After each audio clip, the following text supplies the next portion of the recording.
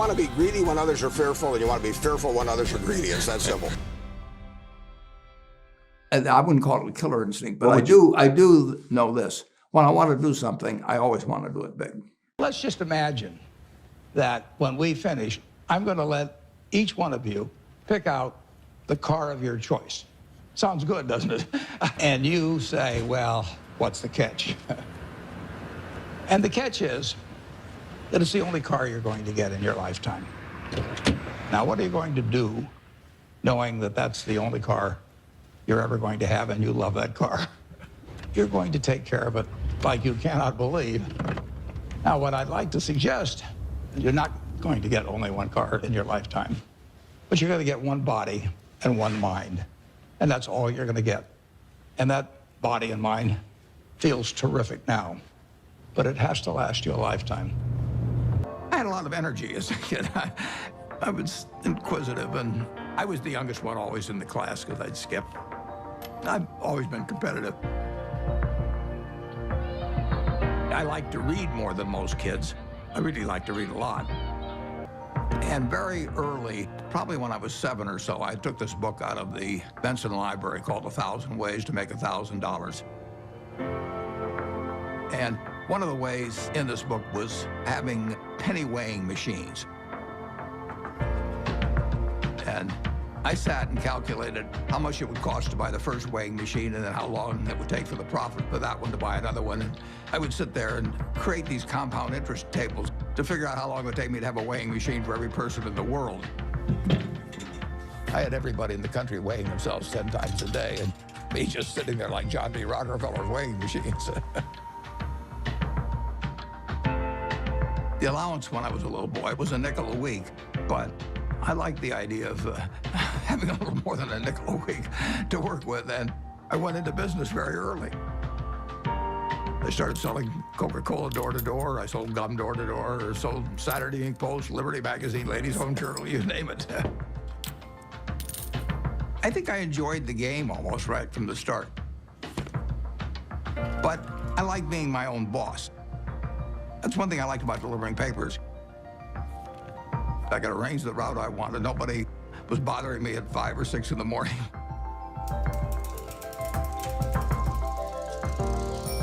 I was delivering 500 papers a day, and I made a penny a paper, but in terms of compounding, that penny turned into something else. My dad had various nicknames for me. He'd call me Fireball sometimes because I'd start little businesses. He didn't care about money at all. He believed very much in having an inner scorecard and I never worry about what other people are thinking about you. You know, just if you know why you're doing what you're doing, that's good enough.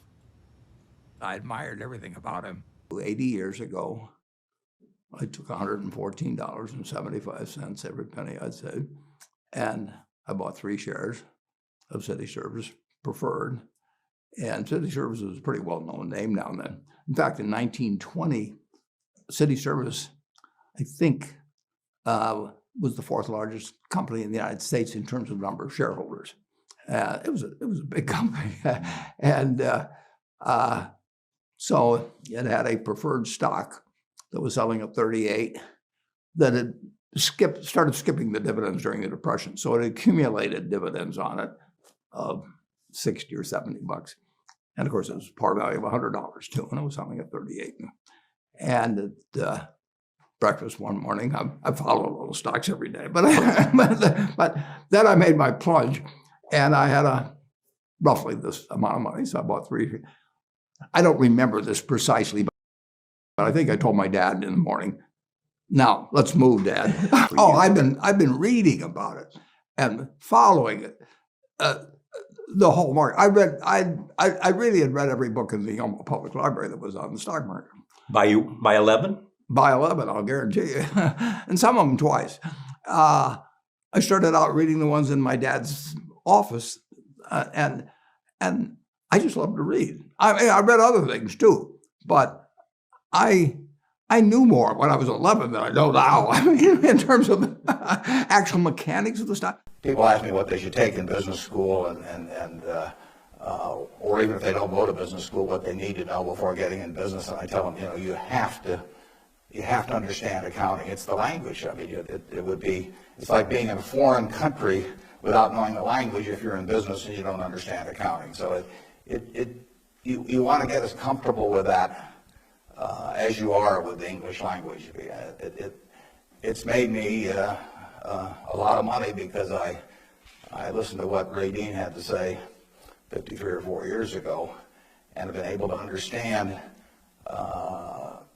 what I was seeing on pieces of paper, what that told me about businesses and the limitations of what it told me about businesses. I mean, but that's the way we invest. Yesterday I was in Knoxville, Tennessee, and we bought a company.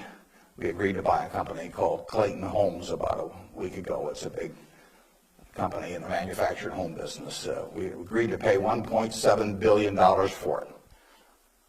I made that deal over the phone without ever meeting the people there, but I had seen enough through reading 10Ks, 10Qs, annual reports, but looking at figures, what they tell me in terms of the kind of people even running the place, the kind of accounting decisions they make and so on. I was able to make that $1.7 billion transactions over the phone. Yesterday was the first time I met the people, and their board of directors had actually approved the deal a week earlier. So it's, I couldn't have done that if I hadn't have, had a great time at Ray Dean's class 53 years ago. So if I'm going to tout one thing, aside from this particular leadership class, of course, if I'm going to tout one thing, I would tell you that get comfortable with it. It may not happen the first week or the first month in the class, but get very comfortable with accounting. So that I run into CEOs periodically who really don't understand it. They try to bluff their way through, and you can see in their faces they're frightened almost when somebody hands them a balance sheet or an income statement. They really don't know what it means, and they have to count on somebody else. And that's something you shouldn't count on. We make all our acquisition decisions ourselves. I mean, we don't call in consultants or anybody. We don't call in investment bankers, much to their disgust. No investment banking fees in the Clayton Homes deal, because it's my responsibility running Berkshire to understand enough about our acquisition decisions to make them based on the numbers that I see and what I see there. Leadership obviously it's a very simple thing in concept. My job as the leader of Berkshire Hathaway is to have visions and goals for the company overall with a long time horizon attached to them, and then to get those goals accomplished through other people. That's what it's all about. I can't do it myself, so I have to know where I want us to get to. I have to see over the next mountain if possible, but then I have to get a lot of other people to look over that mountain with me and really do the job. I mean, they are the ones that get it accomplished. So it's getting things done through other people. I would like to tell you of two women that each sold a business to Berkshire Hathaway, to me actually, for many, many, many millions of dollars. Both of them started with $2,500. By a coincidence, it was the exact same amount. It was everything they had in the world. And one of them was a woman who landed in Seattle in 1917, couldn't speak a word of English, had a tag around her neck. The tag said, Fort Dodge, Iowa. The Red Cross got her to Fort Dodge, where she was reunited with her husband who had come to the country a couple of years earlier. And she lived in Fort Dodge for 2 years, and as she put it, she felt like a dummy. She couldn't pick up the language. She couldn't learn a word. And so she and her husband decided to move to Omaha. So they came to Omaha in 1919, and there she found a small colony of Russian Jews, so she started feeling more at home. And then as her oldest daughter went to school, she would come home, this daughter, Frances, and she would teach her mother the words she learned in school that day. And this woman, Rose Blumpkin, spent 20 years saving money bringing first her siblings over, her mother and father, $50 at a time. She sold used clothing to do it. She had 4 children during this period. And by 1937, after 20 years, she'd saved $2,500. She went to Chicago and she bought what she could of furniture. Her dream had always been to open a furniture store. And this woman who had never gone to school one day in her life, with $2,500, but with the same spirit that the people in this room had about having a dream and working to accomplish that dream, she built a business which she sold to me in 1983 for $60 million approximately, and which did $1.5 billion worth of business last year. The 4th generation is working in that business. This woman, Rose Blumkin, she worked for me until she was 103. And then she retired and she died the next year, which is a lesson to all of Berkshire's managers that premature retirement, you can't tell what's going to happen. But Mrs. B, with her $2,500, one further fact about her, she could not read or write.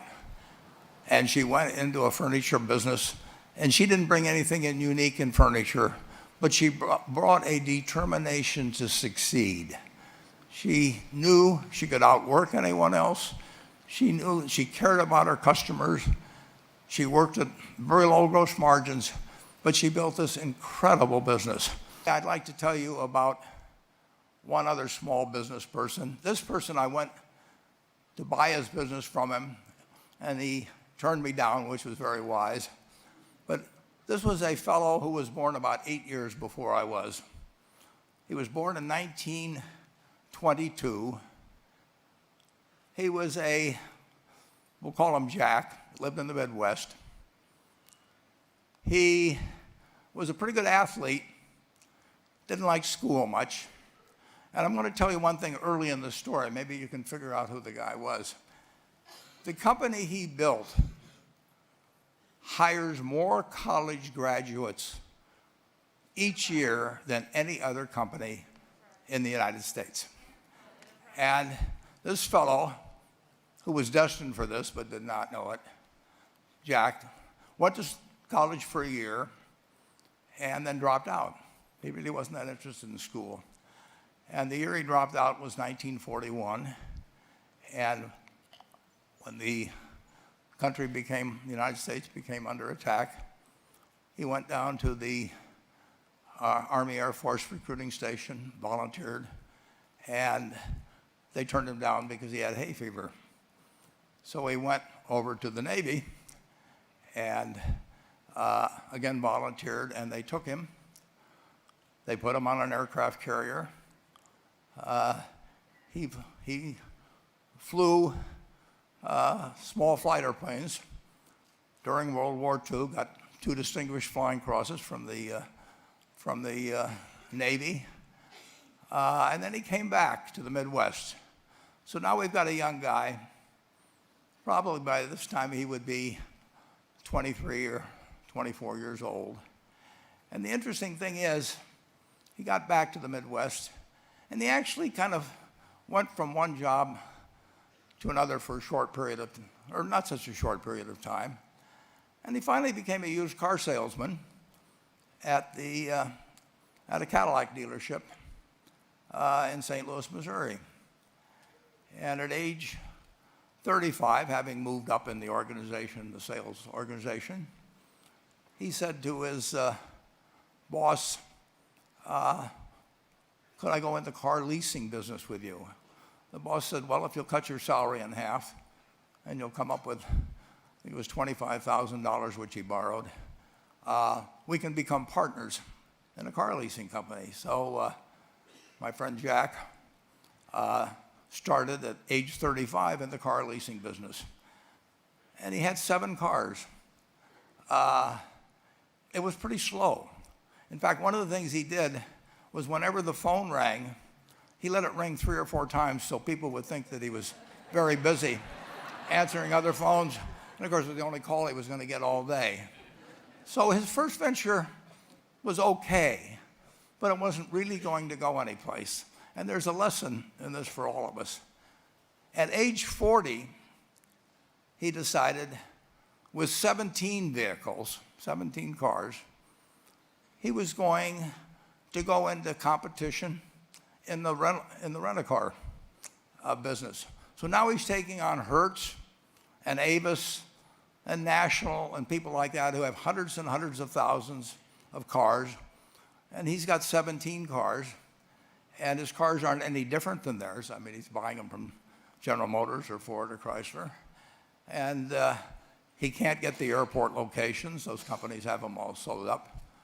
But he was determined that he would basically offer the customer, can't offer him a different car, but he can offer them friendlier service than they've ever seen.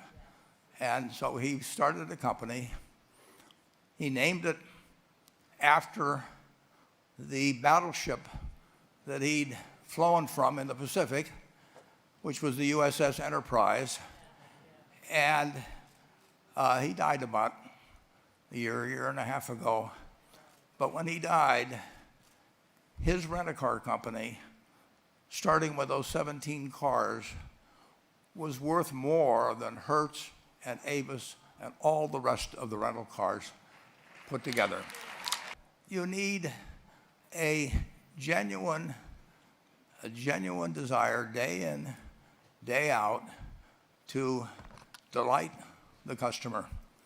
I've never seen a business, and I've seen a lot of businesses, but I've never seen one that delights the customer that doesn't succeed. I mean, what you want is that customer the next day when they think, do I want to rent a car or do I want to buy some furniture? What goes through their mind? You know, it's the place where they've had a great experience. I don't know what I paid for this tie. Actually, probably if somebody gave it to me, but for the purposes of this speech, I will say I have no idea. But or the shirt I'm wearing, or this, but I do know, I will remember how I was treated when I bought it. I mean, you long forget about the price, but you never forget whether you had a good experience or a poor experience with the purchase experience. And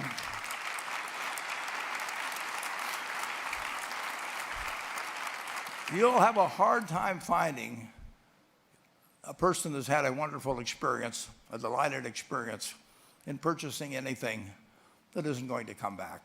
And similarly, if the memory is of rudeness, indifference, whatever it may be, they're never going to come back. And as a small business owner, and as you grow, you have to not only be able to project that interest in people's well-being, in delighting them yourself, but you have to do it through other people.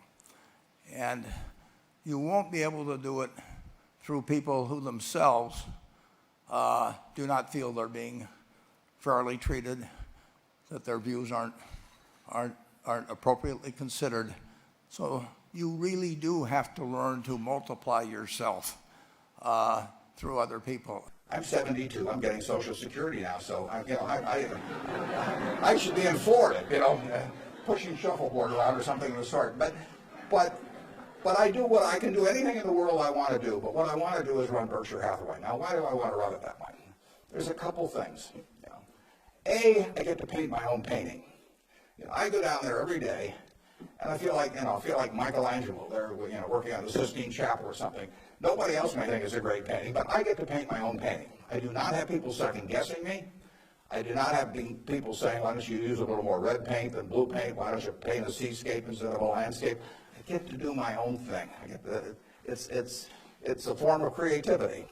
It's exactly like somebody feels it's a professional golfer or somebody feels it's a painter. They're not doing it for the money, primarily. They're doing it because they like doing something well, and that it happens to be down the route of their talents. And the second thing I like, frankly, is I like applause. I like appreciation. So I like having shareholders who feel good about what I've done. I mean, it's, you know, I have a 96-year-old aunt, and her husband went to the University of Nebraska too. And she is, you know, she has all her money in Berkshire Hathaway, and she counts on me. And she's out in Palm Springs now, and her whole net worth is in Berkshire. And I've got cousins, and I've got everybody in our family has got all their money in Berkshire. And so those people are counting on me, and that's kind of fun to have something where you can actually deliver for other people and change their lives in positive ways. Number one, we can afford to lose money, even a lot of money. We cannot afford to lose reputation, even a shred of reputation. Let's be sure that everything we do in business can be reported on the front page of a national newspaper in an article written by an unfriendly but intelligent reporter. In many areas, including acquisitions, Berkshire's results have benefited from its reputation, and we don't want to do anything that in any way could tarnish it. Last year, Berkshire was ranked by Fortune as the 4th most admired company in the world. This year, we were 3rd in the United States. They just published it. It took us 37 years to get there, but we could lose it in 37 minutes. And that's the message. I mean, we can lose money. It does, you know, nicer to make money, but we'll figure out ways to make money. But we can't lose a shred of reputation, because you don't get it back. And you can, I said 37 minutes, but you can lose it a lot faster than that. You can lose it in 5 minutes. And it takes 3 qualities, essentially, to do well, and extremely well, actually, in this country. It takes intelligence, it takes energy, and it takes integrity. Now, everybody in this room has the requisite intelligence. You wouldn't be here if you didn't. I mean, it doesn't take 180 IQs, although I'm sure you all have those. But it takes reasonable intelligence. You're getting a great education. You've got the energy. That's why you've shown up in school.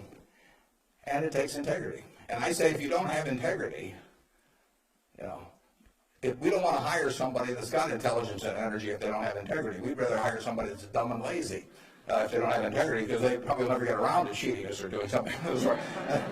Last thing in the world I want is somebody that's lax. Mosher had intelligence and energy at Solomon. He was head of the government bond trading thing. He had lots of intelligence and he had lots of energy, and he went to jail, and he almost brought down the firm. And integrity is absolutely an option. You may not be able to throw a football 60 yards. And, you may not be able to run the 100 in 9.8. You may not be able to sink 3-pointers but you can choose where you stand on the integrity scale. You weren't born wired one way or the other. That is an absolute choice you make. The reason I admired them was not because they were the smartest people in the world, although they were plenty smart. And it wasn't because they made the most money. That meant nothing. It's really because I felt they were the classiest people that I ever met in my life. I mean, I saw them behave over year after year after year in a way that I could write their story on the front page of any newspaper, and even in an unfriendly tone, and I could not do anything that would embarrass them in the least. They behaved extraordinarily well. And having the right heroes, is terribly important. You tell me who a 10-year-old's heroes are, and I can give you a pretty good prediction about how they're going to turn out. You want to choose your heroes very carefully, because you're going to look like them at some point, and you're lucky if you've got the right ones. Einstein is reputed to have said that compound interest is the 8th wonder of the world or something like that. And it goes back to that story you probably learned when you were in grade school, where somebody did something for the king, and the king said, "What can I do for you?" And he said, "Well, let's take a chessboard and put 1 kernel of wheat on the first square, and then double it on the second and double it on the third." And the king readily agreed to it, and by the time he figured out what 2 to the 64th amounted to, he was giving away the entire kingdom. So it's a pretty simple concept, but over time, it accomplishes extraordinary things. I'm a bright guy who's terribly interested in what he does. So I've spent a lifetime doing it, and I've surrounded myself with people that bring out the best in me. And you don't need to be a genius in what I do. That's the good thing about it. If I went into physics So a whole lot of other subjects I've been also ran, but I am in a game that you don't need. You probably need 120 points of IQ, but 170 doesn't do any better than 120. It may do worse, probably do worse, but you don't really need brains. What do you need? You need the right orientation. 90% of the people, I'm pulling a figure out of the air, but 90% of the people that buy stocks don't think of them the right way. By far the best investment you can make is in yourself. I mean, for example, communication skills. I tell the students that come that they're going to graduate schools and business, and they're learning all these complicated formulas and all that.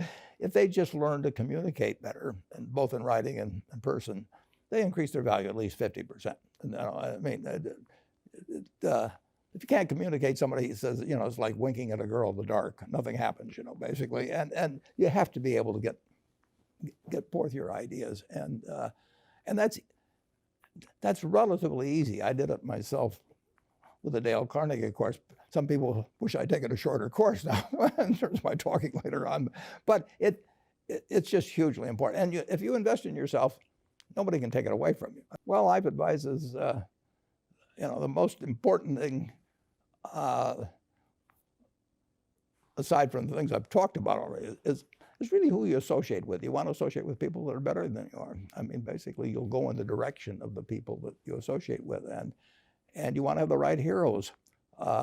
You want people, if you want to emulate somebody, you better pick very carefully who you want to emulate. And when, obviously, you can't pick your parents. They're going to have an enormous influence on you, but you don't get a choice on that. But you get choices as you go down the line, and who you admire, who you want to copy, and the most important for most people in terms of that decision is their spouse. It's also important in terms of a partner in business, but the partner in life is the most important one. You want to pick a spouse that's better than you are, and then he or she, and you hope they don't figure it out too fast. None of my heroes ever let me down. I mean, the ones I came up with throughout their lives, I've never felt that I've been let down in any way with it. Number one was my dad, and had a huge impression on me. My wife, who is here, is one of my heroes. I mean, she is, in terms of she's taught me a tremendous amount, and never seen anybody any better with human beings than she is. And you can, Yogi Berra again said you can observe a lot just by watching. And I watched my dad, and I've watched her, and I had a professor, Ben Graham, back at Columbia, and had a huge impact on me. So I have been lucky in that I've had terrific heroes, and they haven't let me down. And that takes you a long, long way. I've gone through one or two periods where we're kind of tough in life, but not.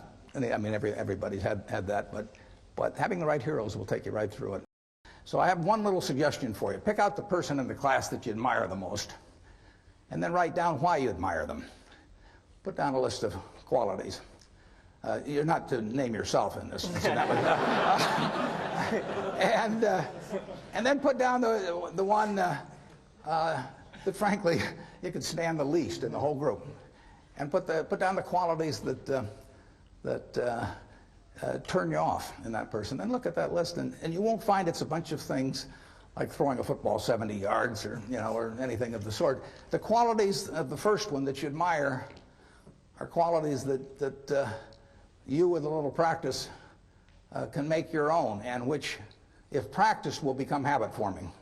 The chains of habit are too light to be felt until they're too heavy to be broken. I mean, my age, I can't change any of my habits. I mean, I'm stuck. But at your age, you will have the habits 20 years from now that you decide to put into practice today. So I just suggest that you look at the habits you admire in others, or the behavior you admire in others, and make those your own habits, and you look at what you really find somewhat reprehensible in others, and just decide, those are things you're not going to do. Ben Franklin did that a few hundred years ago, And it still works today. And if you do that, you'll find that you convert all your horsepower into output. So